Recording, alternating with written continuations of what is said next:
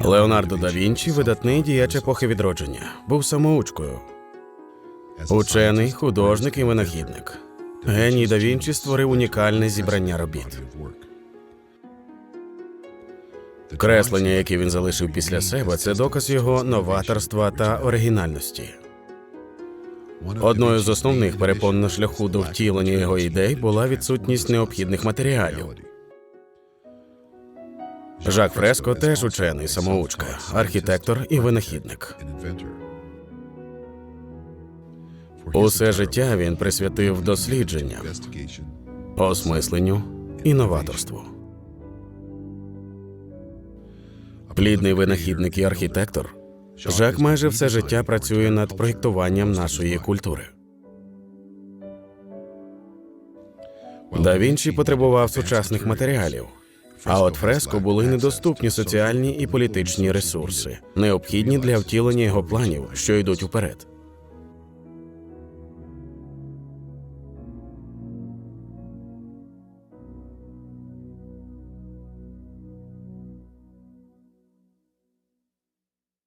Серпень 1974-го. У мене в гостях видатний житель Майамі, доктор Жак Фреско. Я перерахую його заслуги. Він соціальний і промисловий інженер, проєктувальник, винахідник. У минулому консультант компанії Роторкрафт, керівник лабораторії наукових розробок у Лос-Анджелесі. Він створив і запатентував низку пристроїв від креслярських інструментів до рентгенівських установок. Публікувався в архітектурному альманаху механіки Saturday Review, служить технічним та психологічним консультантом у кіноіндустрії. Член ВПС, відділу розробок в авіабазі Райтфілд. Розробив електричні системи захисту від обмерзання, спроектував готове алюмінієве житло. А що в тебе у правах написано? Яка професія?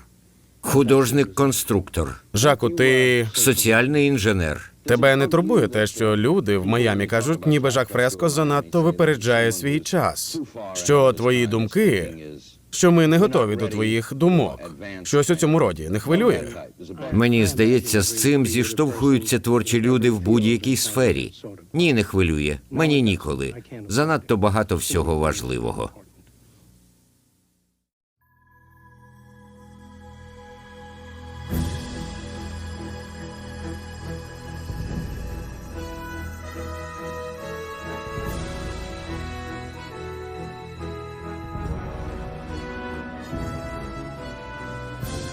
Dogflix Movies представляє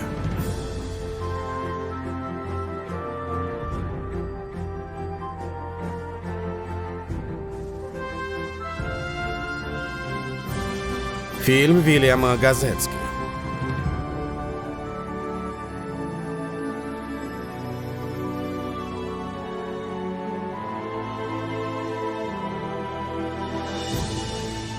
Спроєктоване майбутнє.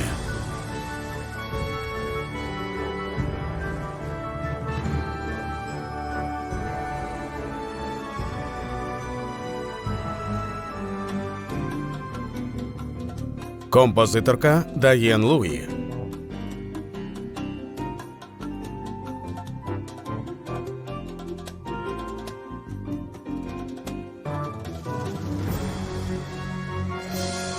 Автор малюнків і моделей Жак Фреско.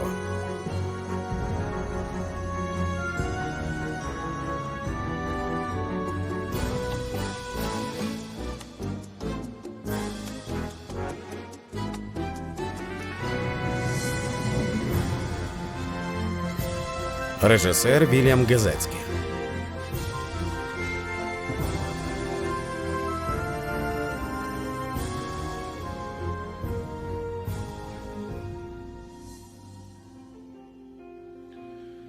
Жак Фреско – футуролог. Футуролог – це людина, чиї думки і вчинки спрямовані на створення образу майбутнього. Жак Фреско займається плануванням майбутнього з 20-х років минулого століття. Він не лише філософ і теоретик, а й інженер, промисловий дизайнер і соціальний проєктувальник.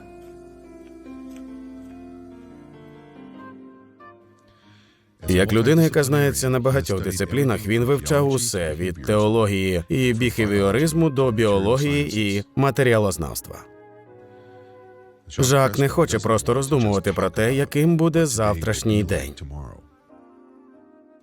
У нього є план, як побудувати цілком новий світ.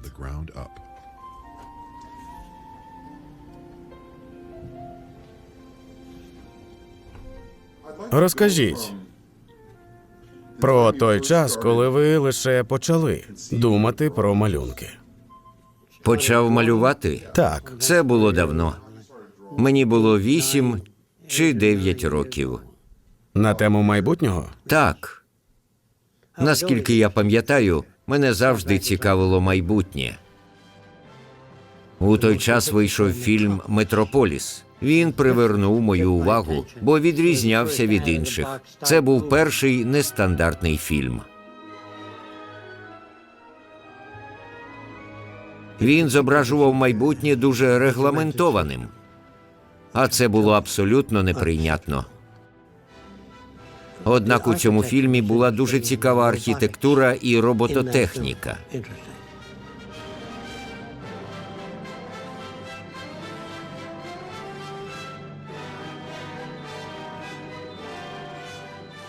Я малював літаки, міста майбутнього, підводні міста, плавучі міста, хмарочоси з посадковими майданчиками. У мене була ідея щодо того, який вигляд має мати пошта. Оскільки аеропорт був далеко від пошти, доводилось використовувати ще й вантажівку. Я подумав, будівля пошти довга, чому б літаку не сідати на дах і не забирати пошту, а тоді летіти далі. І я намалював платформи на дахах будівель під кутом, щоб літакам було легше сідати. Дахи були недостатньо довгі, але нахил допоміг би літаку гальмувати. А в зворотньому напрямку він би допоміг розігнатися для зльоту. Тоді я спробував креслити судна – пасажирські, вантажні, авіаносці. Коли я показав їх директору у школі, він сказав: «Я дам тобі лист, і якщо тобі влітку вдасться потрапити в інститут стандартів, мій знайомий, доктор Дікінсон, завідує кафедрою тепла і струму». Тому я поїхав в інститут стандартів. Доктор Дікінсон подивився на мої малюнки і спитав: «Ти колись чув про Бакі Фуллера?» Я сказав, що ні. Мені тоді було десь 14, може 14 з половиною. «Ти б хотів із ним познайомитись?» Я відповів: «А вже ж, хто це? Він винахідник, як і ти, придумав багато чого нового». Бакмістер Фуллер був одним із найвідоміших футурологів ХХ століття. Відомий переважно завдяки винаходу геодезичного купола, Фуллер був прихильником використання технологій із гуманістичним підходом. Доктор Дікінсон познайомив мене з Фуллером. Він працював над автомобілем Дімаксіон. Я спитав, а якщо змінити суспільство так, щоб результати виробництва приносили користь усім людям? Він спитав, що ти маєш на увазі? Я відповів, щоб робочі не влаштовували страйки, можна взяти їх у частку. Тоді, якщо бізнес процвітає, їхня зарплатня автоматично росте, а інакше вони отримують менше. Він відкинувся на спинку крісла і сказав: «А ти хто? Хтось типу соціального проєктувальника? Ти ним хочеш стати?» Я відповів: «Я не знаю, як це називається, але думаю, що моя ідея могла б спрацювати. У людей був би більший стимул». Він сказав: «Ось що я тобі скажу. Доволі складно вивести на ринок нове авто, а ти хочеш змінити суспільство». Це було задовго до того, як він почав читати лекції. Альберт Ейнштейн якось сказав: «Неможливо вирішити проблему на тому ж рівні мислення, на якому вона виникла». Ви зустрічались із Альбертом Ейнштейном? Так. А як же це сталося? Я стояв біля театру Радіо Сіті і побачив, як із нього виходить жінка. Її сиве волосся стирчало у різні боки. І я сказав друзям, вона схожа на сестру Ейнштейна. І тут вийшов сам Ейнштейн. Здається, це справді була його сестра. Ну, і я просто пожартував про це.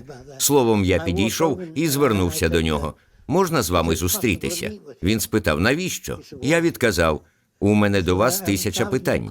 Він погодився і запросив мене до себе в Прінстон у Нью-Джерсі. Розкажіть про день, коли ви зустрілись. Я приїхав до нього додому. Він дуже скромно жив. Я сказав, схоже, в природі є гармонія. Що ви про це думаєте?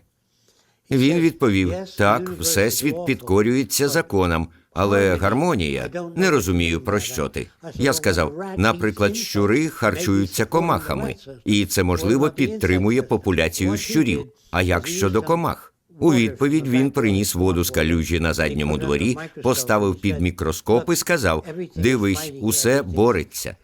Те ж саме відбувається в людському тілі. В океані велика риба їсть малу. На жаль, у мене не вистачило часу обговорити з ним усі можливі теми. Схоже, в нього були інші інтереси. Він спитав, ти цікавишся математикою? Як ти ставишся до булевої геометрії? Але я не хотів відволікатись на інші теми, тому що вони були для мене другорядними. Математика – це інструмент, так само, як соціологія і антропологія. Це все інструменти для створення майбутнього.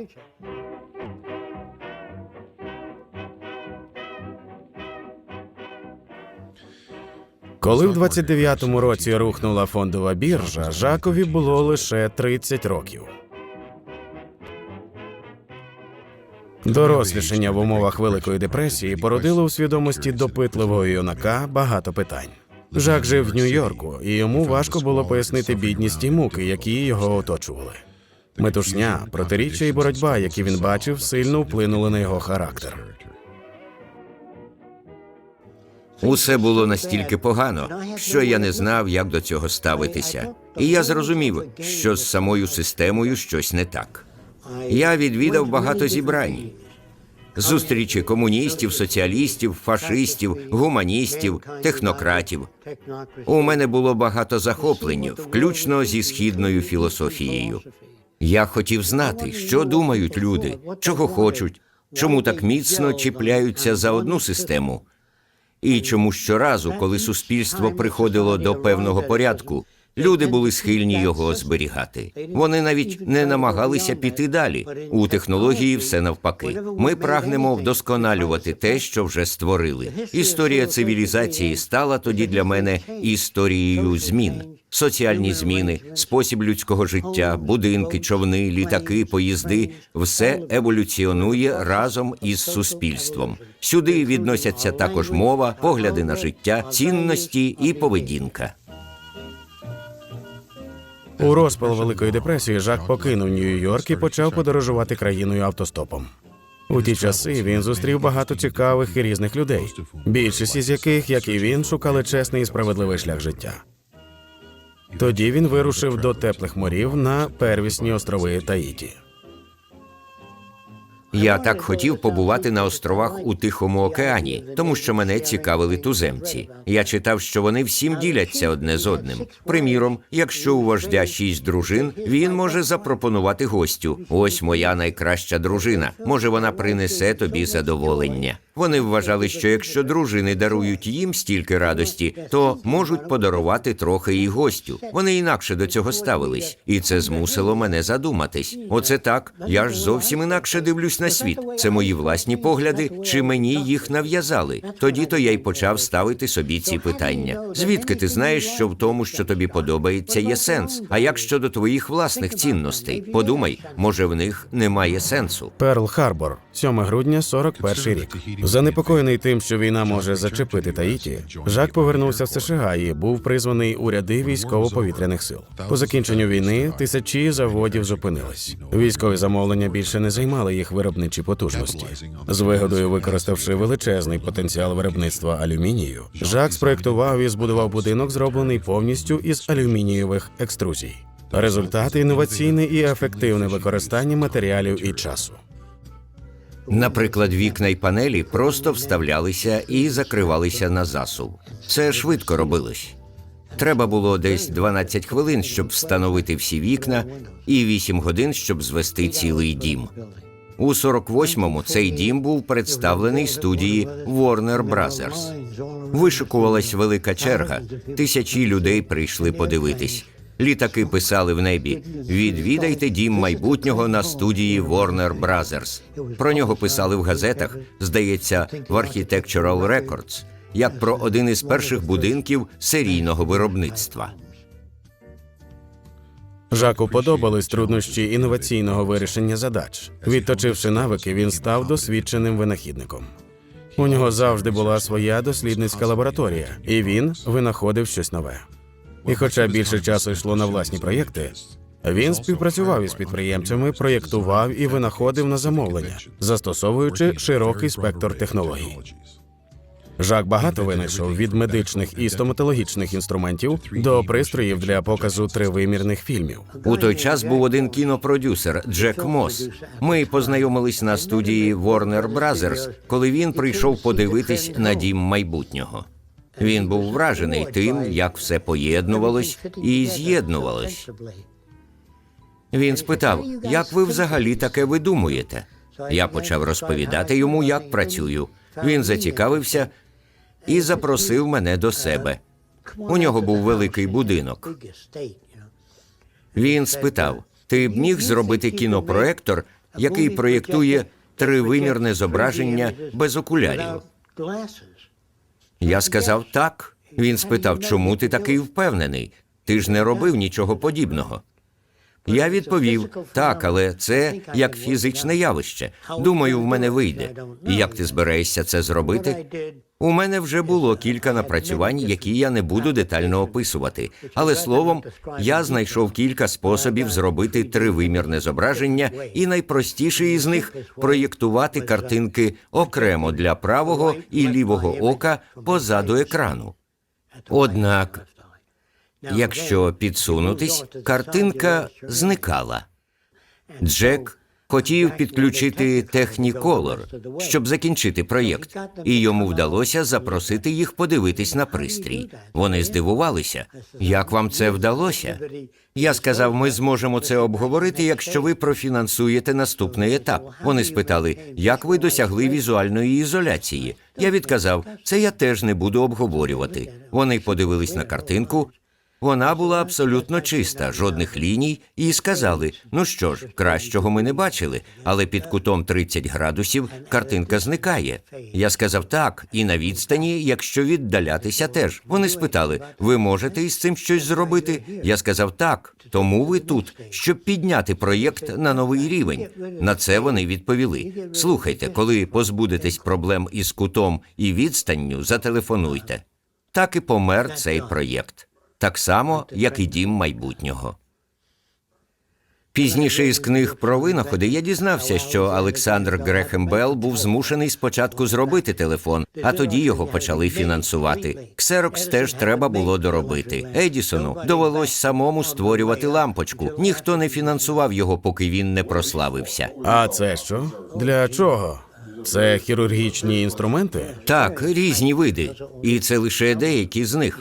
Ви знаєте, що таке ретрактор? Під час операції він тримає розріз розкритим. Це різні види ретракторів. Цей інструмент має повернути кістку в потрібне положення для того, щоб встановити протез. Він повертає верхню частину стегнової кістки. А це пінцети. На передній частині отвори, у які можна просунути нитку і таким чином точно накладати шви. Прикладаєте до м'язу, і отвори якраз по центру. Не треба приглядатися. І це все ви винайшли? Давним-давно. На замовлення? Так. Вас найняли, щоб це розробити? Я створив тисячі різних винаходів, але цей лікар запатентував їх на своє ім'я. Але байдуже.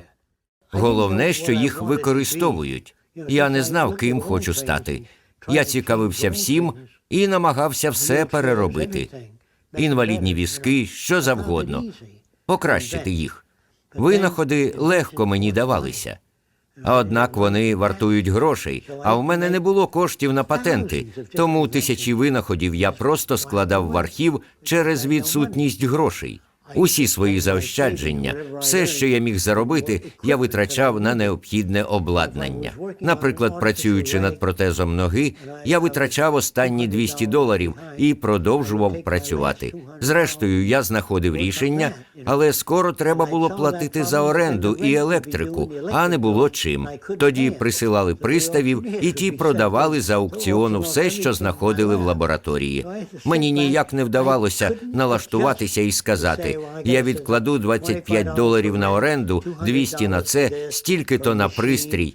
Я не міг цього зробити, тому що був близький до відповідей. Завдання, над якими я працював, були поза компетенцією більшості наук.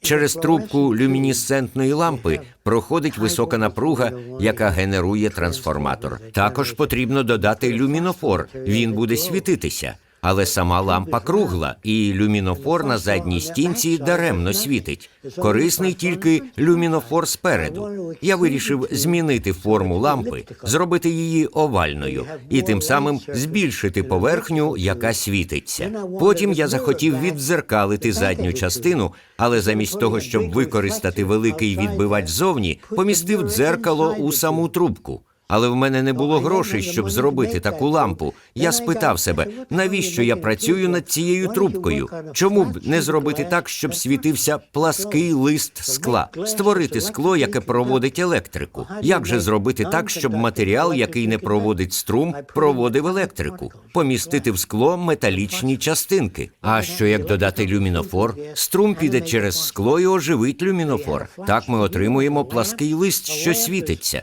Кому потрібні лампи, якщо вони освітлюють лише з одного боку? Я хотів, щоб світилася вся поверхня. З часом Жакові ідеї майбутнього стали більш деталізованими і впорядкованими. Поступово він почав доповнювати свій технічний досвід знаннями про поведінку людей, соціологію і загальний устрій. Я багато років вдосконалював свої знання в різних областях і прийшов до висновку, що з суспільством загалом щось не так, і з тим, як ми живемо. Чому б не спроєктувати нове суспільство? Простіше так, аніж створювати тисячі нових виробів. Тобто ви справді вирішили переробити суспільство? Так, тому що просто латати марно. Цього недостатньо. Усі думали, що я комуніст. Ким ще може бути людина, яка хоче переробити суспільство?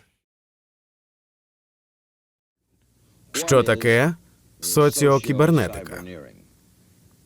Соціокібернетика – це нова організація суспільства із застосуванням передових досягнень науки і технологій для вирішення проблем і задач. Наприклад, відновлення навколишнього середовища, якому ми сильно нашкодили за останні роки, і формування гідного для людини способу життя.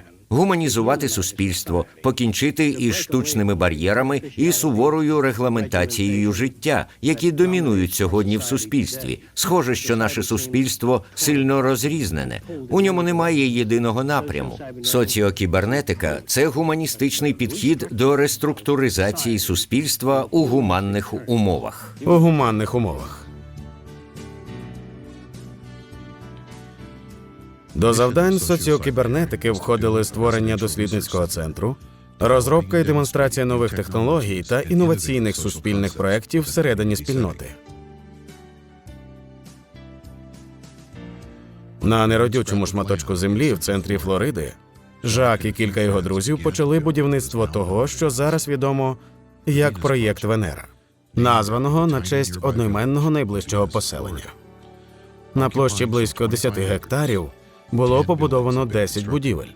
Кожна виконана згідно з концепції дизайну, будівництва і способом життя відповідно до розробленої робочої моделі гармонії і високої продуктивності, яка поєднує в собі природу і передові технології.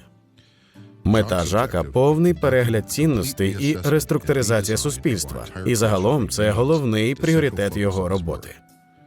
Проєкт Венера демонструє модель середовища, яке сприяє творчості і новаторству.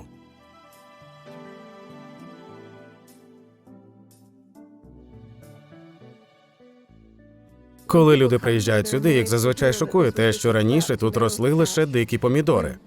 Ми викопали ставки і канали, посадили сотні пальм і дерев. Ми збудували цю ділянку, щоб показати, який вигляд мало б передмістя. Тут багато будинків, але якщо ви в одному з них, інших не видно. Ми дуже хотіли показати, як можуть співіснувати високі технології і природа. Жак і Роксана живуть на території проєкту Венера і вдосконалюють його з кінця 70-х. Увесь цей час ішов безперервний процес розробки і втілення нових ідей. Жак починає з замальовок, тоді створює масштабну модель. Він знімає моделі на відео, щоб у подальшому демонструвати свої концепції майбутнього.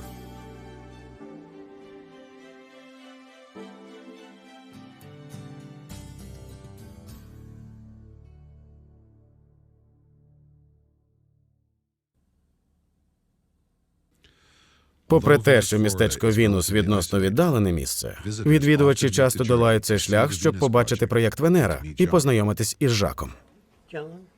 Вітаю, Джоан. Вітаю, Маргарет. Не знаю, чи зможу запам'ятати імена. Мене звати Жак. Добрий день. Радий знайомству. Будь ласка, сідайте, і ми почнемо. Усі зібралися. Був час, коли майже всі люди вважали, що думка більшості найбільш приближена до реальності. Але також був час, коли більшість людей вважали, що Земля пласка. І якби їх спитали, чи щиро вони в це вірять, вони б вигукнули: «А вже ж, видно, що вона пласка», і вони були в цьому впевнені. Однак світу потрібна не ця щира впевненість, а розумне керування ресурсами планети. Цього зараз немає. Найбільш значимий вклад, який хотіла б зробити наша організація, це спосіб вирішення проблем. Вас виховували вірити в те, як на мене, що кожен має право на власну думку. Вас же так виховували? Так, сер. Добре. Коли всі навколо висловлюють свою думку, приміром, я скажу тобі, що не так із Джимом. Думки можуть бути різні. Але коли розмовляють інженери, вони не скажуть «повір мені». Вони кажуть «дивись, це новий метал. Він витримує 300 кілограмів на квадратний сантиметр». Інший вставить цей метал у станок і спробує зламати. Твоя правда. Я б сказав, що на сьогодні більшість людей у світі нерозумні. Це значить, що вони живуть серед давно застарілих методів оцінки навколишнього світу. У майбутньому наша мова зміниться і буде більш осмислена. В ній не буде суперечностей. Ви спитаєте, хіба така мова може існувати? Вона вже є. У розмові інженери не тлумачать слова по-різному. Вони використовують математику, описовий метод. Якби один інженер неправильно зрозумів іншого, то не можна було б побудувати жодного моста, жодної дамби чи лінії електропередачі. Слова мусять мати сенс. Саме тому лікарі по всьому світу використовують єдину термінологію, коли виписують рецепти. Світ, про який я говорю, зовсім інший. Небагато людей зіштовхувалися з тим, що довелося пережити Жаку, і змогли знайти для себе чіткий напрямок. Цікаво також, що він не філософ, який просто роздумує про те, яким, на його думку, має бути світ. Він інженер-конструктор і знає, як будувати. Він працював із людьми і розуміє, що зробило їх такими, і що треба, щоб їх змінити. Його досвід заснований на практичному вивченні, а не на читанні книжок. Він багато чого випробував на власному досвіді і прийшов до висновків, які ґрунтуються на реальному досвіді і експериментах. Коли в інженера з'являється ідея, він розповідає про неї комп'ютеру. Під час обговорення комп'ютер розпізнає елементи, про які вони говорять, перетворюючи слова в зображення, яке показується всім присутнім на презентації чи виставці. Якщо виникають питання, як забезпечити водопостачання, який захист передбачений від землетрусів чи ще якесь. Замість того, щоб пояснювати рішення на словах, їх демонструють всередині пристрою з таким прозорим куполом. Думки – це не лише слова. Вербальне спілкування не передає співрозмовнику достатньо інформації. Більш точного і повного розуміння можна досягнути за допомогою тривимірного зображення. Воно демонструє іншим те, що у вас на думці, а не те, що, на їхню думку, ви придумали. Спроєктований голографічним комп'ютером і збудований зі збірних частин, будинок майбутнього – це більше, ніж дах над головою. Він стане частиною стилю життя, буде сприяти навчанню, натхненню і спілкуванню. Одним із цікавих аспектів майбутнього світу буде той факт, що якщо ви когось добре знали і вирушили навідати його через кілька років після останнього візиту, ви побачите, що будинок змінився, тому що змінились самі люди, які у ньому живуть. Їхні потреби і об'єми знань значно виросли, а також змінилося оточення. Не буде такого поняття, як постійний дім, у якому людина живе все життя. Будинок змінюватиметься разом із цінностями людини, її поглядами на життя і знаннями. Ви якось казали, що будівлі будуть проєктуватися з врахуванням призначення. Так, Вигини, форма, матеріали. так. Це можна порівняти з природною фізіологією. Анатомія тварини влаштована не так, щоб відповідати зовнішньому вигляду, а радше навпаки. За вашим бажанням, вигляд дому відображатиме форму, в якій ви радо житимете.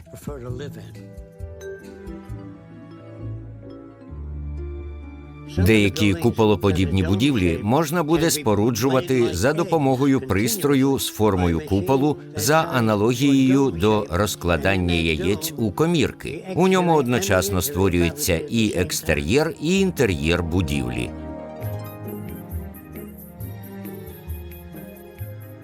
Не всі захочуть жити в куполоподібних будинках. Люди зможуть вибрати будь-яку архітектурну форму, яка відповідатиме їхнім потребам. Ми рекомендуємо купол, тому що він потребує мінімум матеріалу і покриває максимальну площу за найбільшої міцності. Ця форма широко поширена у природі. Ваш мозок – купол, черепна коробка – купол. Коли люди кажуть «ні, я не хочу жити у куполі», вони забувають, що жили в ньому все життя. Усередині будівель не буде явного джерела світла, такого як лампочка чи світильник. Стіни будуть випромінювати світло рівномірно. Також можна буде вибирати колір освітлення для всієї поверхні або її окремих частин, якщо вам так хочеться. Це найпростіший тип ванної кімнати – душ, раковина, унітаз, відлиті в єдину систему. Тут немає кранів, але є отвір, із якого вода подається пласкою цівкою, що дозволить змити мило з руки, використавши лише 1/6 частину води. Брудна вода із раковини відправляється по трубі от сюди і заповнює бачок унітазу. Замість того, щоб просити людей економити воду, вбудуйте це у саму систему. Саме це потрібно зробити для економії води. Ванні кімнати можуть варіюватися від такого простого стилю до більш складних, але вони всі суцільні. Можна створити близько 50 варіантів ванної кімнати, а ви вибираєте, яку хочете, і вона встановлюється. Коли ви йдете з дому, вся будівля миється і прибирається. У приміщеннях також трохи збільшений тиск повітря, що дозволяє запобігти потраплянню пилу з двору. І якщо в повітрі з'являються якісь забруднюючі речовини, збільшується електростатичний заряд, який їх видаляє. Цей дім буде розумним завдяки власній нервовій системі. У майбутньому в будинках буде багато датчиків, виникнення вогню, токсичних речовин, усього, що становило б загрозу для життя людини. Якби ви зайшли у дім майбутнього і спитали, де у вас телефон, вам би сказали, а що таке телефон? Достатньо було б сказати вголос, я хочу поговорити з Семом із Аравії. Із якої частини? Ви просто промовляєте, хто вам потрібен, і звук фокусується на вашому вусі, так що ви зможете почути Сема. У південній Флориді сильні урагани зруйнували багато будинків вартістю в мільйони доларів. І на їхньому місці побудували майже такі самі. Якщо ви хочете захиститись від ураганів, використовуйте форму увігнутого конусу. Практично неможливо, щоб смерч підняв конус. Такі прихистки можна збудувати у Вест-Індії чи будь-якому вітряному регіоні. Всередині будуть розкладні ліжка, запаси їжі і води. За таку форму не може зачепитись ні вихор, ні вітер. Спробуйте підняти конус жирними пальцями. Так само і з вітром.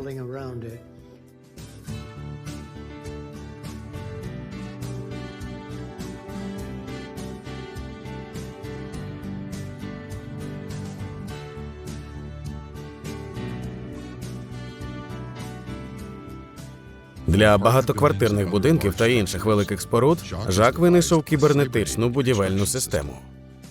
Керовані комп'ютером роботи візьмуть на себе 90% транспортування і установки збірних компонентів. Будуть розроблені спеціальні передові матеріали, які зведуть відходи до нуля, а ручну працю до мінімуму. З використанням супутникового позиціонування і штучного інтелекту будівлі будуть будуватися самі. Цю технологію Жак назвав самозводжувані структури.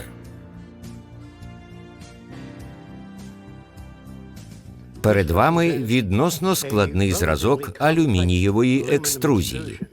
Якщо взяти тюбик зубної пасти і вирізати в ньому отвір у формі літери «Т», а тоді надавити, то паста вийде у формі літери «Т». Так роблять екструзії. Однак у майбутньому ми будемо здатні витискати цілі житлові будинки, квартирні елементи і модулі. На цей екструдер можна насаджувати різні шаблони і протискати практично безкінечну кількість форм. Це дозволить протискати житло на ваш розсуд. Майже всі житлові компоненти будуть спроєктовані так, щоб підходити до багатьох різних архітектурних рішень. Цей тип побудови використовує крани для підняття компонентів будівлі. Зрештою, сама будівля стає частиною самовозводжуваної структури.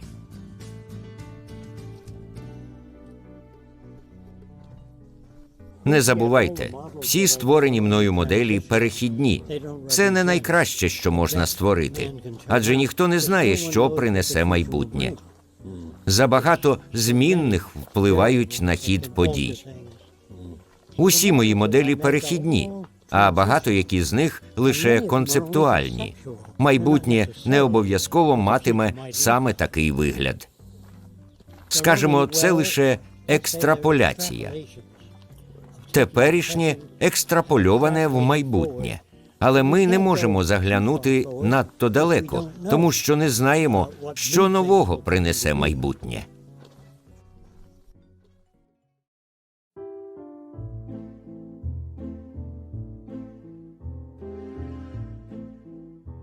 Схоже на залізнодорожню станцію.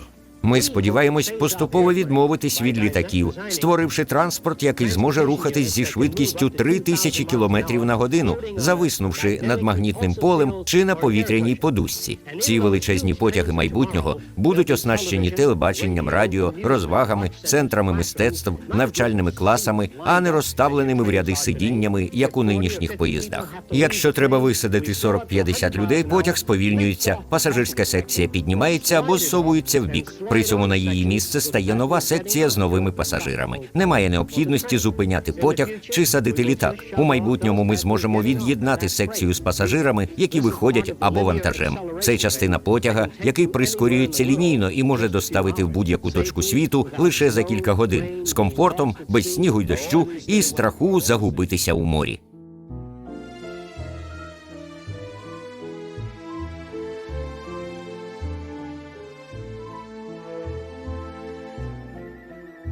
Монорейкова дорога – це ще один вид транспорту. Деякі з них можуть працювати за принципом магнітної левітації, інші переміщаються на колесах по рейках. Це монорейкова станція з висоти пташиного польоту, входи й виходи якої розташовані з боків автостради. Це, до речі, справжня монорейка, тому що вона витримує 2 потяга на однорейковій системі. Більшість монорейок зовсім не монорейки, оскільки складаються із 2 колій, а в цьому випадку у нас лише одне полотно.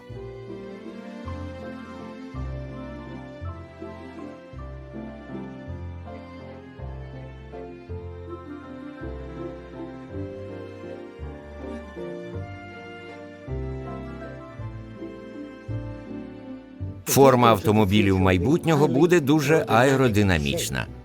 Вона забезпечить мінімальний поверхневий спротив, що дозволить подолати максимальну відстань із мінімальною витратою пального. Спереду автівка буде оснащена сонаром, радаром чи іншим сенсорним пристроєм, який зможе визначити відстань до інших автомобілів і автоматично зберігати безпечну дистанцію. Інакше кажучи, на шосе чи у будь-якому місці, де можуть зіштовхнутися 2 авто, електронні сенсори визначать дистанцію і вбережуть авто від бокового удару чи навіть лобового зіткнення.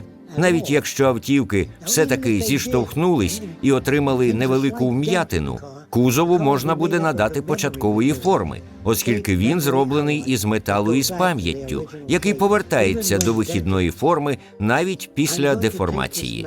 У мене в руках метал, який називається нітінол. Спочатку дріт накручується на шпиндель і нагрівається до потрібної температури, а тоді лишається у тому положенні, поки не остигне. Тепер, якщо розтягнути пружину за межі її еластичності так, що вона вже не скрутиться, можна деформувати її, як захочеться. А тепер, якщо нагріти, повішу її на гачок, щоб не покотилася. Я нагрію цей метал, і ви побачите, як пружина повертається в початкову форму. Це називається метал із пам'яттю форми.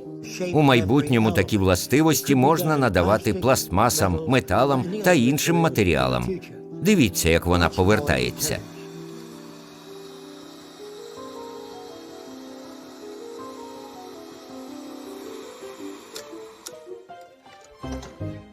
Навіть якщо частина автомобіля втрачена, її можна відновити автоматично, оскільки саме авто оснащене пам'яттю про власну конфігурацію, схоже до людського тіла. Приміром, ящірки, саламандри і інші види організмів можуть регенерувати частини свого тіла. Технології майбутнього дозволять автотранспортним засобам відновлювати пошкоджені частини і самостійно ремонтуватися.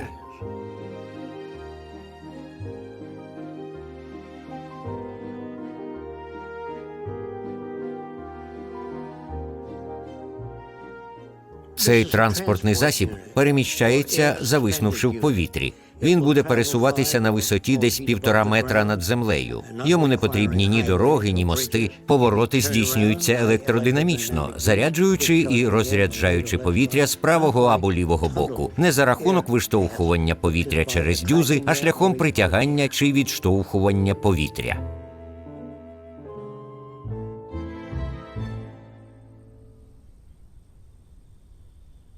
Цю машину я зробив 65 років тому. Такий вигляд вони матимуть у майбутньому. Вона буде обладнана сенсорами. Коли я наближаюсь до вас на певну дистанцію, спрацьовують гальма. Якщо я здаю назад, а на дорозі дитина, авто зупиняється. Ніхто не втоне в басейні, тому що піднімається сітка, коли вас немає вдома. Якщо дитина впаде в басейн, поки ви зайняті на кухні, сітка відразу підніме його на поверхню, щойно вона торкнеться дна. Чого ви хочете? В якому світі хочете жити? Те, що ви бачите, лише елементи майбутнього. Тепер можна прогулятися територією. От там, з іншого боку ставка, ми збудуємо дуже великий купол. Щось типу конференц-зали, щоб запрошувати туди людей.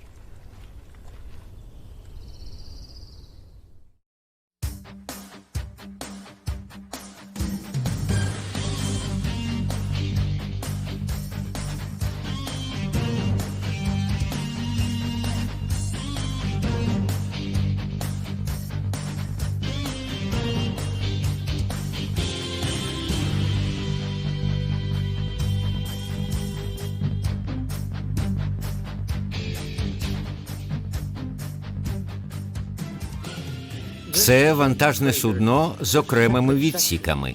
Воно може доставити одну секцію на Філіппіни, а іншу на Гаваї. Коли всі вантажні відсіки від'єднані, вони автоматично піднімаються на платформу для розвантаження. Тоді задня частина корабля, у ній знаходиться двигун, і передня частина з'єднуються, що дозволяє збалансувати навантаження на судно. Не треба буде повертатися з порожніми відсіками. Застосувавши цей метод у суднах із традиційними двигунами, можна зберегти мільйони літрів палива. Ось іще один можливий метод пересування. У цьому випадку вода притягується до поверхні корабля аеродинамічно, на що корабель реагує рухом уперед, геть від тиску, що виникає в задній частині. Це як персикова кісточка. Затисніть її між пальцями, і вона вислизне. Такий спосіб забезпечує швидкий розгін, меншу турбулентність і дуже низькі енергозатрати. Це ілюстрація підводного транспорту майбутнього. В його передній частині, безпосередньо під самою машиною, будуть дуже швидко випускатися бульбашки повітря, що значно знизить опір. Якщо випустити тисячі бульбашок повітря під кораблем, він потоне, тому що вода, насичена бульбашками повітря, має меншу густину. Тому в майбутньому бульбашки використовуватимуться для зниження фронтального спротиву. Транспортування під водою набагато економічніше і підвладне меншому опору. Пересуваючись на поверхні води, ми зіштовхуємося з хвилями і хвилеподібним рухом. Під водою цієї проблеми просто не існує.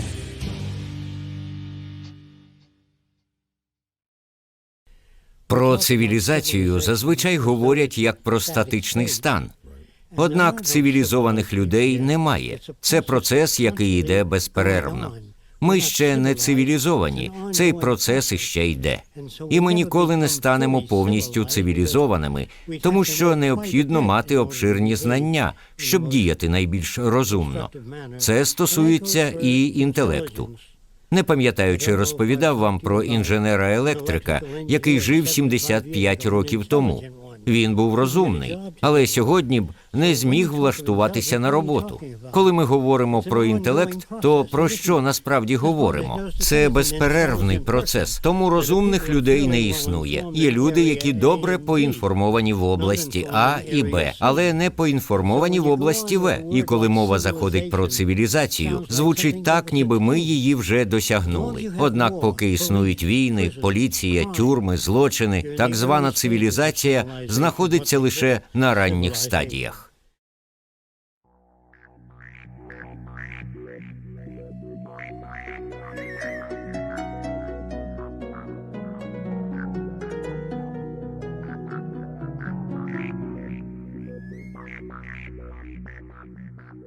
У цього виду гвинтокрила чи літального апарату двигуни розміщені на кінцях лопатей. Вони відносно малі, але з великою силою обертання. Пасажирський відсік у центрі диску лишається нерухомим, а лопаті крутяться навколо нього. У разі виходу двигуна із ладу лопаті будуть продовжувати крутитись, що дозволить літальному апарату спуститись. До того ж, не лише вниз, а й у бік за рахунок нахилу.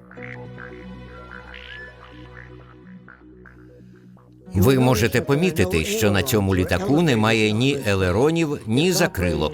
Він керується іншим способом – за допомогою іонної тяги. Електронний розряд набагато легший, набагато дешевший, безпечніший, швидший і споживає менше енергії. У майбутньому ми зможемо керувати напрямком потоку повітря, який обтікає крила. Таким чином, необхідність у задньому крилі відпадає. Для індивідуальних поїздок або для невеликих груп буде створений літак із вертикальним зльотом і посадкою. Це так званий фюзеляж, що піднімає. Тобто в цьому випадку сам корпус піднімає літак у повітря. Апарат приводиться в рух електронно, що означає, що часточки електризуються і розряджаються в задній області літака, за рахунок чого він рухається вперед. Що стосується зависання в повітрі, ми розміщаємо такий самий двигун по напрямку вниз і генеруємо повітряний вихор під літаком. Керуючи цим вихором, можна керувати висотою.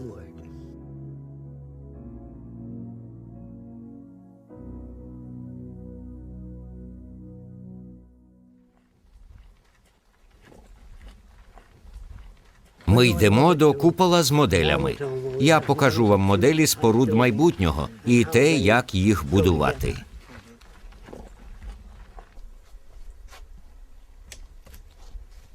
Це міська система. Я розмістив тут куполи, але буде багато різних варіантів. Інакше кажучи, так, А це що?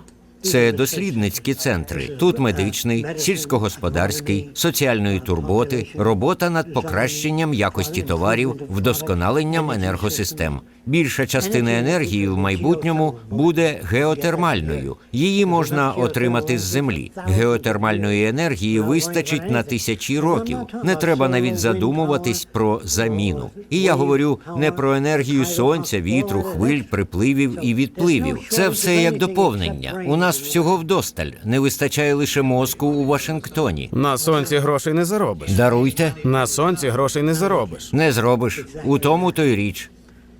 Ці споруди можна буде демонтувати і використати з іншою метою. А тепер ходімо зі мною в майбутнє.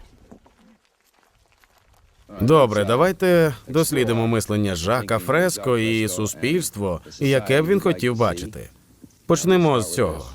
Я спробую показати. Так, можете прямо показати. Більшість міст ґрунтуються на природній конфігурації, елементарних природних формах. Центр міста, ядро, вміщує в себе електронний комп'ютер, який контролює очищення води і повітря від забруднення. Він стежить за безпекою, спостерігає за екологією, підтримує баланс між тваринним і рослинним життям.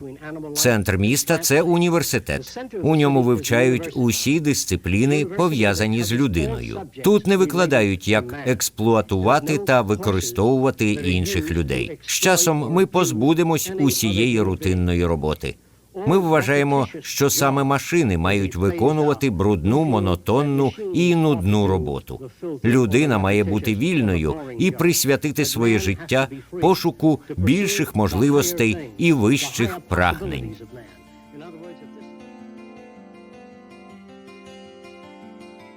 Так, у вас з'явилася ідея зробити місто круглим. Так, у центрі кругла будівля управління. Від неї гілками розходяться відділи сільського господарства, навчання, океанографії та інших дисциплін. Кругова конфігурація дозволяє приблизити всі райони до центрального куполу. у якому знаходиться охорона здоров'я, харчування, магазини, все, що необхідне людям. Кругове розташування вимагає набагато менших енергетичних затрат, аніж будь-яка інша конфігурація. Якщо ви почнете шлях в одному кінці і йдете через усе місто, то завжди повернетесь на те ж саме місце. А в лінійному місті, якщо ви кудись пішли, вам доведеться здолати шлях назад, щоб повернутись. Тому кругова схема набагато ефективніша. У майбутньому міста будуватимуться повністю як єдина система. Усі частини і компоненти будуть забудовуватися поетапно. Перший шар буде під землею. Системи обігріву, електрогенератори, трубопровід, системи переробки відходів. Наступний шар буде базовим для всієї архітектури, як основа для всіх будівель. Уже після цього, на основі закладеного фундаменту, зводяться і самі будівлі, починаючи з центральної частини міста і тоді в сторони по колу.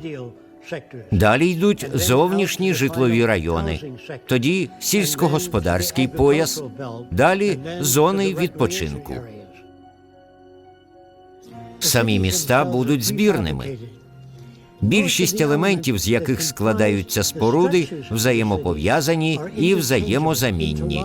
Споруди спроєктовані таким чином, що після збирання їх можна знову розібрати. Нові міста будуть постійно покращуватись. При подачі в місто воду перевіряють і, залежно від рівня її забруднення, обладнання з обробки води очищує її за рахунок випаровування та реконденсації. Вся вода, яка надходить у місто, буде знаходитись під постійним контролем. До того ж, не однієї моніторингової системи, а декількох. Те ж саме стосується і повітря над містом, і у ньому. Він знаходиться під постійним наглядом. Усі дахи фотогальванічні. Уся зовнішня поверхня будівель перетворює сонячне випромінювання в електроенергію. Далі, за третім сектором, ми бачимо тенісні корти, парки. Ще далі знаходиться житловий район, на території якого є озера, водоспади, різні неймовірні рослини. І кожен будинок схований за деревами так, що з нього не видно інші будівлі. Деякі люди, як, наприклад, в наступному секторі, радше житимуть у багатоквартирних будинках. У цих будинках є драмгуртки, місця для відпочинку, басейни для плавання, місця для спілкування і багато чого іншого. Недолік приватного будинку у тому, що треба діставатись до різних місць, щоб отримати те ж саме. Замість моторних транспортних засобів усі перевезення в місті здійснюватимуться круговими конвеєрами, які ми назвали трансвеєрами. Вони рухаються прямо, по колу, по спіралі і вертикально, виконуючи при цьому функцію ліфтів, автобусів, конвеєрів.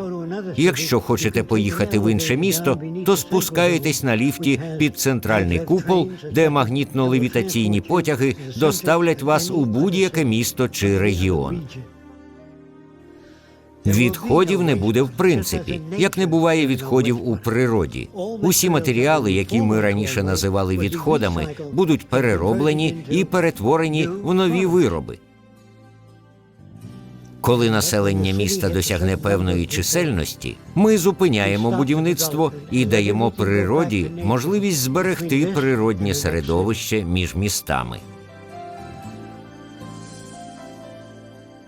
Це не означає, що ми зможемо вирішити всі проблеми. Ми просто зможемо спроєктувати і збудувати набагато краще середовище на благо всіх людей.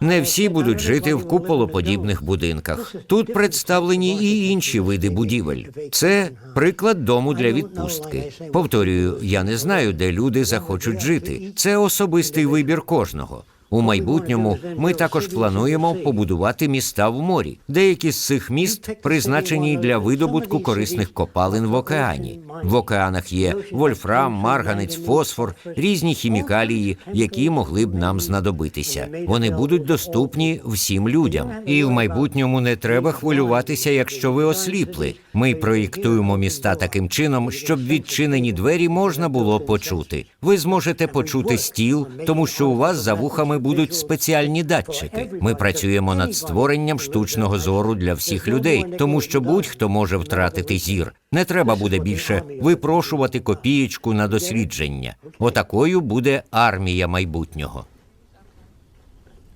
Тут зазвичай спить крокодил. Давайте я погляну.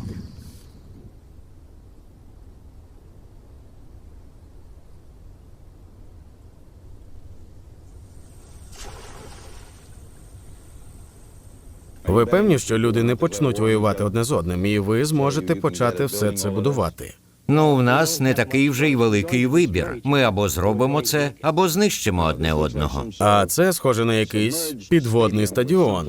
Ми можемо збудувати циркулярні міста в морі, де глибина води близько 10 метрів. Вікна більшої частини квартир будуть виходити прямо в море. Ви зможете спостерігати за морським життям, рибами, які пропливають повз. Не буде ні зоопарків, ні морських акваріумів. Ви зможете спостерігати за флорою і фауною в природних умовах. Можна буде плавати на човнах, пірнати з аквалангом. Будуть центри розваг і університети прямо в морі. Ви зробили всі ці малюнки? Так.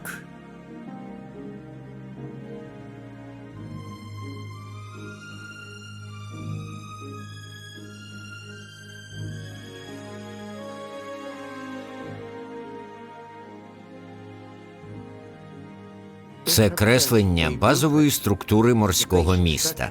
На верхній секції знаходяться посадкові майданчики для вертольотів, а також вантажні крани, які можуть пересуватися по всій поверхні. Опори корпусу регулюються так, щоб будівля надійно стояла на рельєфі морського дна. Для чого ці міста у морі? Деякі з них можна використовувати як лікарні, відбуксувавши до берегів Африки чи Індії. Замість того, щоб відправляти туди будівельні матеріали, медичне обладнання, а тоді будувати лікарню, набагато простіше збудувати плавучу лікарню і відбуксувати до берегів Африки. А коли будівництво нових місцевих лікарень буде завершено, її можна відбуксирувати в інший регіон по воді. Більшість міст будуть змонтовані автоматизованими системами в сухих доках. Коли місто готове, шлюзи відкриваються і заповнюються водою. Тоді буксирне судно доставить готове місто в місце призначення. Деякі міські системи будуть вміщати до 1 мільйона людей. Це буде група міст, об'єднаних єдиною транспортною системою, у яку ввійдуть підводні тунелі і надводні мости.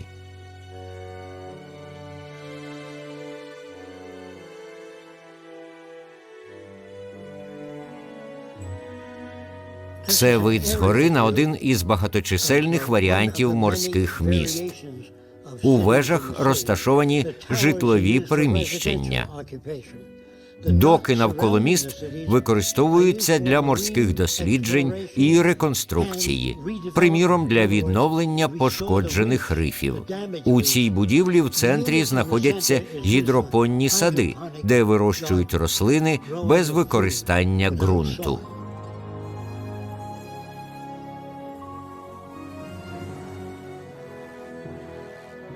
У багатьох морських містах будуть причали для морського транспорту. Також буде щось типу підводного автобуса для відвідування цікавих місць. Ви зможете детально побачити океан, як ми його підкорюємо, як використовуємо, бережемо і захищаємо, щоб майбутні покоління теж могли ним насолодитись. Тут, над одним із підводних міст, піднімається платформа для спостережень. і посадки повітряного транспорту. На рівні моря знаходиться плавучий док. Він піднімається і опускається разом із припливом, щоб човни могли пришвартуватися. Тоді ви входите в шахту ліфта і далі в повітряний шлюз, звідки можна потрапити до нижньої платформи на дно моря. Ця платформа використовується для спостереження за рифами і морським життям. Однак за рифами не лише стежать, а й відновлюють, змінюють їх, реконструюють. Ми їх розбудовуємо і змінюємо. Колись ми зможемо керувати формою і складом рифів так, щоб вони могли підтримувати більше морського життя. Я вважаю, що люди можуть зробити суттєвий вклад у розвиток природи і значно її покращити. Що це буде означати? Це буде означати високий рівень життя для всіх людей.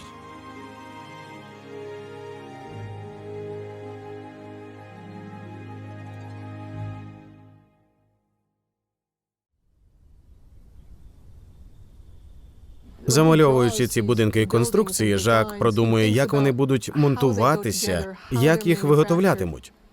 Деякі замальовки він зробив ще 60 років тому. Але люди лише зараз починають говорити, що деякі його ідеї можливі. Раніше люди казали, польоти на місяць неможливі, може хіба що через 1000 років. А наступного дня піднімали голову і бачили ракету в небі. 25 років тому, коли я вперше зустріла Жака, він розповідав людям про деякі винаходи, і йому казали, це нереально, навіть через століття. А через 10 років цей винахід з'являвся на обкладинці журналу «Популярна наука». Головне призначення технологій – підтримка високого рівня життя. Навіщо технології, якщо вони не покращують життя людей? Сьогодні люди бояться науки і технологій, адже ними повсюди зловживають. Але не науки і технологій треба остерігатися, а зловживання ними і неправильного використання. Ракету можна запустити у відкритий космос для наукових досліджень, або її можна використати як бомбу і знищити цілу країну. Ракета – це, по суті, неживий предмет у наших руках, і питання лише у тому, що ми з нею робимо. По суті, наука – це здатність передбачити найбільш вірогідну подію. У цьому й полягає істинне призначення науки – у набутті здатності передбачити найбільш вірогідну подію. Говорячи про науку, ми говоримо про метод розгляду ситуації, про метод оцінки, який не спирається на особисту думку. От якщо ви мене спитаєте, я вам скажу. Науковий метод – це не істина в останній інстанції. Це лише метод, який набагато кращий за старі системи, де все приписувалось лише богам і демонам. Я хотів би поговорити про застосування наукового методу стосовно суспільства. Так, цього поки немає в підручниках. Застосування наукового методу стосовно суспільства. Люди поки що про це не думають. Але якщо ви хочете знати, де шукати відповіді, у застосуванні методів науки з урахуванням проблем людини і навколишнього середовища. Проєкт Венера спирається на застосування методів науки до суспільства, не на думки вчених, а на наукову методологію. З часом навіть методи науки переживатимуть зміни, і разом з ними змінюватиметься майбутнє. Якщо ми будемо використовувати науковий метод по всьому світу, то ймовірність воєн зійде на нівець, ймовірність людських страждань зникне. Утрати, злидні, злочини – все це з часом зникне, оскільки для них не буде причин.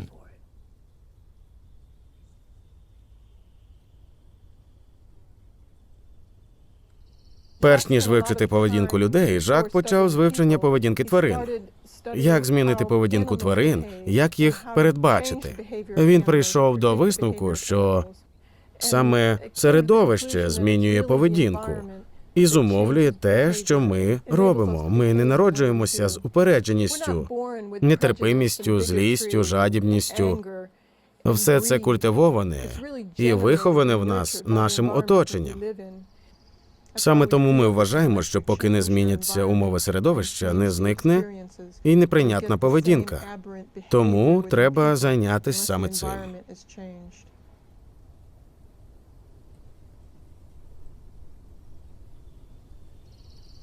Будь-яка культура в сучасному світі виховує людину для використання певної функції в нинішній системі. Інакше кажучи, якщо ви ростете в нацистській культурі, вас навчатимуть махати стягом зі свастикою і так далі. Якщо ви виросли в первісному племені, то ваші навички – це поводження з луком, стрілами і списом. Люди поставлені в такі умови, щоб служити інтересам усталеної культури. Хто задає ці умови? Власники крупних організацій, правлячі кола. Вони прививають нам систему цінностей, яка б зіграла на руку нинішнім структурам. Хай то релігійні, нерелігійні, промислові, військові структури. Коли дитина питає тату, яка країна найкраща, звісно, що наша. Тату, який Бог правильний? Наш Бог. Всі інші фальшиві. Уявіть, як у Древньому Римі сім'я веде своїх дітей подивитись, як християн згодовують левам. І діти дивляться на це. Тату, ми можемо прийти на наступному тижні подивитись, як християн згодовують левам? Ці діти хворі? Ні. Їхня система цінностей викривлена. Мене серйозно непокоїть середовище, в якому ростуть і виховуються люди. Якщо середовище зіпсоване, то поведінка теж буде така. Якщо змінити це середовище, у свою чергу зміняться і люди. Але якщо переорієнтувати людей, не зачепивши при цьому середовище, все повернеться назад. Наступного разу, коли подумаєте про майбутнє, пам'ятайте, хід ваших думок ґрунтується на ідеологічній обробці, на тому, що дало вам суспільство. Діапазон ваших думок обмежений домінантними цінностями вашого суспільства. Щоб навчитись гнучкості у світогляді, треба багато часу. У дитинстві, коли я спілкувався з іншими дітьми, мені доводилося бути дуже терплячим, щоб досягнути якогось прогресу. Я роздумував про концепцію Бога. Ваша концепція Бога, моя концепція, його концепція – вони такі різні. І я задумувався, який Бог насправді, і чи є він взагалі. Чому Бог дозволяє статися війнам, хворобам, якщо він усіх любить? Я не бачив у цьому сенсу. Занадто багато розходжень, і я поставив це під питання. Звісно, мені було трохи некомфортно, коли я почав сумніватися в Богові, але я прочитав про історію еволюції богів. Існувало так багато різних богів – Бог війни, Бог миру, Бог любові. Здавалося, що люди їх видумали. Боги були то добрими, то злими, вимагали жертвоприношень, створювали потопи, коли їм не подобалося, як ішли справи. Було якось не схоже на вищий розум. У далекому минулому первісні люди, побачивши блискавку, думали, що це божество гнівається. Ну звідки ж іще взятися блискавці? Коли починалася буря, вони приносили в жертву певних людей із племені, сподіваючись, що боги не пошлють другу бурю. А коли вона все-таки починалася, вони приносили в жертву молодших людей. Однак вождь племені дуже рідко жертвував собою. У нього завжди були люди, готові до жертвоприношень. Отака проблема з людьми. Якщо щось за межами їхнього розуміння, вони видумують цьому пояснення. Вожакам спільнот доводилося створювати богів і демонів, щоб якось пояснити те, що відбувається. І байдуже, наскільки первісне плем'я, люди питають, чому погана вітра дує люди з острова? А вожак відповідає, ви недобре себе поводите, ви не робите достатньо жертва вулкану. Кинь брата дружини у вулкан, тоді, можливо, виверження не буде. І якщо ви кинули швагера у вулкан, а виверження все одно сталося, ви мали кинути у нього своякиню. Так і з'являється метафізика, релігія, забобони. Ви стукаєте по дереву, носите кролячу лапку. Зверніть увагу, у кролика було 4 лапки, але це його не врятувало. Зрештою, забобони переважають там, де переважає невігластво. Міф – це спосіб пояснити маленькій людині, яка працює в полі і ставить питання. Як же так? Схоже, я нічого толком не досягнув в цьому житті. Коли вріжеш дуба, Там у тебе буде все. Якщо в цьому житті не складається, у наступному точно вийде, якщо будеш хорошим. Об'єм забобон, який може увібрати окрема культура, зворотно пропорційний об'єму достовірної інформації, якою володіють люди. Тому в майбутньому, при правильній подачі інформації, в значно більшому об'ємі, ніж сьогодні, не буде «постукай по дереву», «сьогодні мій щасливий день», «що має бути, того не минути». У майбутньому все це зникне. Я вважаю, що все, що він робить, по своїй суті, високодуховне. Замість того, щоб чекати, що після смерті він потрапить в кращий світ, цей проєкт являє собою роботу саме над тим, до чого закликають усі релігійні вчення на землі. Для цього нам не треба чекати смерті. Ми можемо зайнятися проблемами вже сьогодні і не чекати, що прийде Месія в білому одязі і все змінить. Вірянину не треба чекати, поки він потрапить на небеса. Нікому не треба. Ми можемо вирішувати проблеми вже сьогодні. Наприклад, в релігії. Події зазвичай приписують волі Божій. Якщо сталася аварія, на це воля Божа. І ви перестаєте думати, ви не думаєте про вирішення проблеми. Це заважає вам сказати, як ми можемо спроєктувати транспортну систему, щоб у нас більше не було аварій. Жак працював зі священниками, з вірянами і допоміг їм розширити кругозір. Тепер вони звертають увагу на середовище, яке формує поведінку людини, і більше не називають людей хорошими чи поганими. Вони задумуються про зміну середовища для того, щоб досягнути більш конструктивної поведінки. Якби ви попросили мене перепроєктувати світ і спосіб життя людей, перше, що б я мав зробити, це переглянути все, що ми маємо, щоб дізнатися, що в нас є. Скільки води, скільки родючої землі, скільки людей. І тільки після цього я зможу почати розробляти суспільство, спираючись на те, що в нас є. Що нам справді потрібно, то це, щоб агрономи, геологи, геофізики, люди, які вивчають землю, розуміли її ресурси. Вони не будуть нав'язувати вам свою думку. Вони скажуть, наприклад, в Антарктиці більше життя. І це не думка, це дані.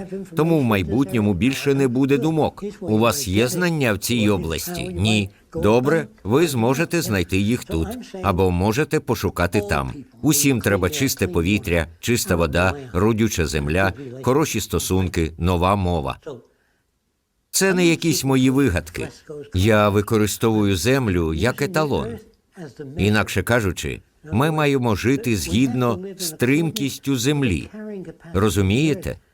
Так, сер, я розумію. Я от думаю, наскільки радикальною буде така соціальна зміна і наскільки іншим буде світ. І як перейти, щоб люди це прийняли? Від цього до того? Добре, от як ми зробимо. З часом прийняття всіх рішень буде передане машинам.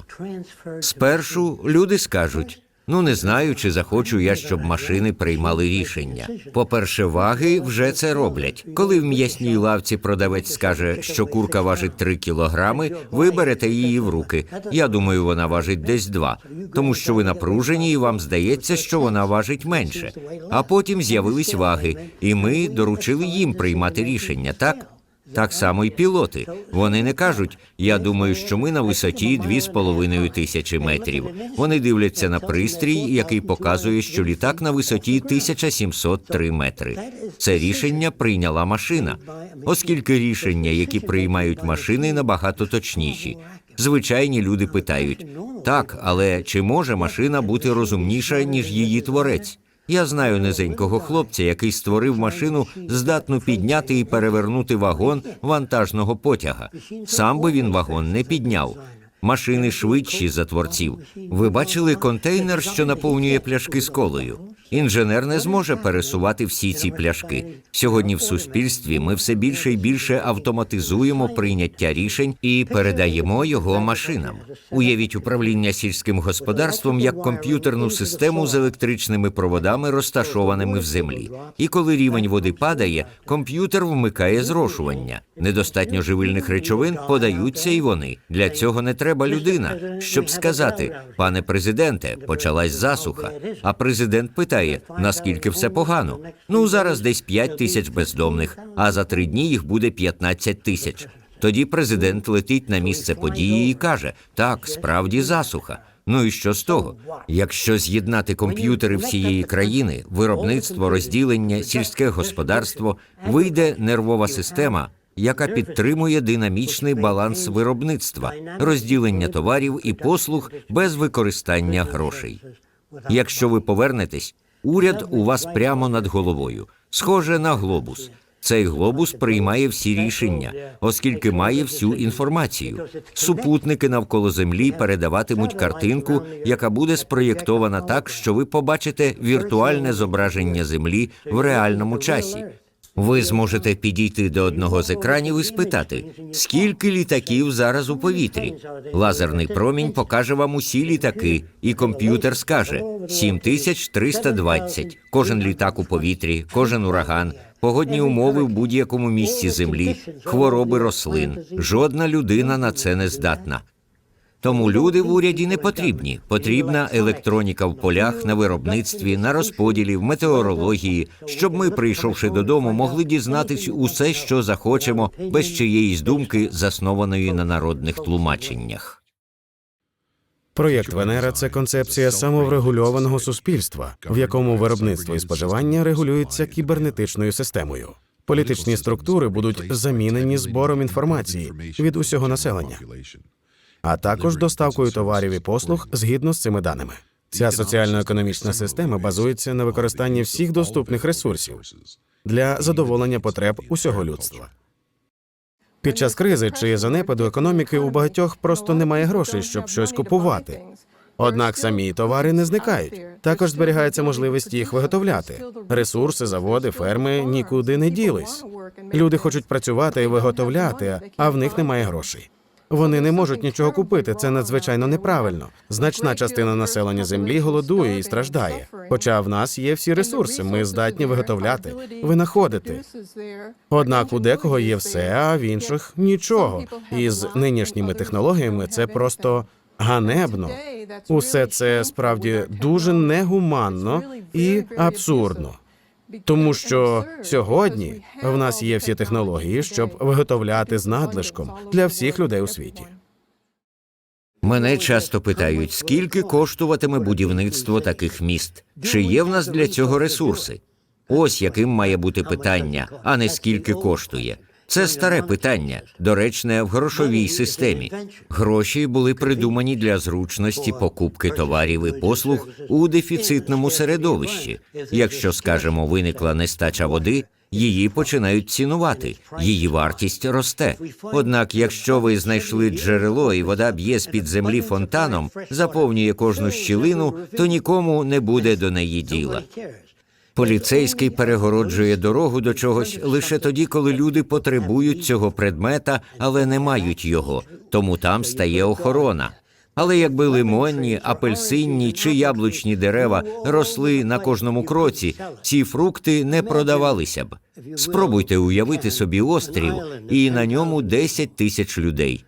Із 10 мільярдами доларів. Ні ресурсів, ні родючої землі, ні води, ні риби. Вони загинуть. Що ж у майбутньому матиме справжню цінність – ресурси? У суспільстві, заснованому на ресурсах, а не грошах, людям доступно все, чого вони потребують. Як у громадській бібліотеці. Люди можуть піти і взяти камеру, велосипед, наручний годинник, все, що їм необхідно, без якоїсь плати. Це також означало б, що ми маємо досягнути такого високого рівня виробництва, який виключав би будь-який дефіцит. Багато хто запитує, що буде керувати людьми, якщо все буде доступне? Що стане стимулом? Що мотивуватиме людей? У чому перевага? І хоча перевага в тому, що все доступно, що буде мотивувати людей зробити світ ще кращим? Потреби. Нам завжди чогось не вистачатиме. Це означає, що неможливо досягнути ідеалу. Ми не зможемо досягнути досконалої динамічної рівноваги. Ми завжди перебуватимемо в тій чи іншій формі дисбалансу. Після вирішення питання дефіциту основним стимулом стане саме вирішення проблем. Коли в народу чи групи людей немає доступу до ресурсів, важко керувати їхньою поведінкою. Вона стає неприйнятною. Люди втрачають ментальний баланс, не можуть прийти до правильних умовиводів. Тільки вільні у думках, вільні від боргів, прислуговування, обов'язків, люди здатні шукати нові горизонти, про які раніше навіть не могли мріяти.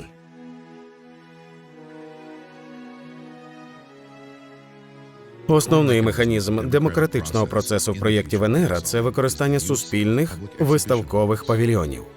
У виставковому павільйоні у кожного буде можливість прийняти участь у формуванні пріоритетів, якими буде керуватись суспільство. Вони будуть схожі на великі виставки, де вам покажуть усі новинки, все, що є в наявності. Ви подивитесь і скажете: «Ось це мені подобається». Або «Це вдало би вписалося в мою кухню». Що б це не було, і всі завжди раді критиці. Якщо з'являється щось нове, що ви про це думаєте? Думаєте, цього достатньо? Ви бачите якісь недоліки? Введіть вашу точку зору в комп'ютер. Це і буде вбудована демократія, культура, у якій всі люди приймають участь у безперервному процесі її вдосконалення. З точністю до хвилини люди знають, що виходить нового, що існує, що є в наявності, чого немає. Інакше кажучи, вся інформація буде публікуватися і візуалізуватися. Таким чином, люди всього світу будуть постійно поінформовані про те, чого ми ще не знаємо, чого потребуємо, і зможуть ділитися своїми пропозиціями, кресленнями і ідеями. Я хотів би підкреслити, що всі чудеса технологій не означають нічого, якщо не наближають людину до вершини її потенціалу. Це і є метою проєкту Венера.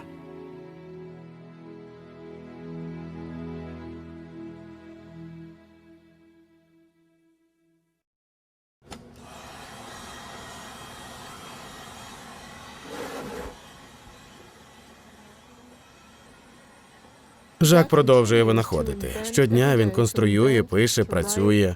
Ним керує жага до життя, підштовхує його працювати. Він цікавиться всім, що зараз відбувається в світі, до чого це призведе, чим обернеться. При цьому він прагне познайомити світ із цим напрямком. Це головне в його роботі. І він робить це будь-якими доступними способами. Демонструє майбутнє. Недостатньо просто розповісти, яким буде майбутнє. Треба показати людям, чого не вистачає. І в нього постійно виникають нові ідеї, нові винаходи, нові розробки. Він весь час покращує те, що вже є, створює нові моделі, знімає на відео. Він не знає втоми, намагається показати світу ці ідеї. Я думаю, що він боїться того, де суспільство зараз. Для нього це неприйнятно. Але замість того, щоб просто жалітися, він хоче запропонувати альтернативу. Люди питають: ви хочете побудувати ідеальне суспільство? У мене немає такого поняття, як ідеальне суспільство. Я не знаю, що це означає, але я знаю, що ми могли б зробити його набагато кращим. Я не утопіст, я не гуманіст, який хотів би бачити всіх у теплі і гармонії. Я знаю, що якщо ми нічого не змінимо, то повбиваємо одне одного і знищимо землю. Ми жорстока форма життя, яка досі знаходиться на стадії розвитку. Ми поки що не цивілізовані. Тільки після того, як весь світ об'єднається, і ми позбудемось від військових, тюрем, тортур, голоду, злиднів, дефіциту, коли все це зникне, тоді настане початок цивілізованого світу. А поки ми ще далекі від нього.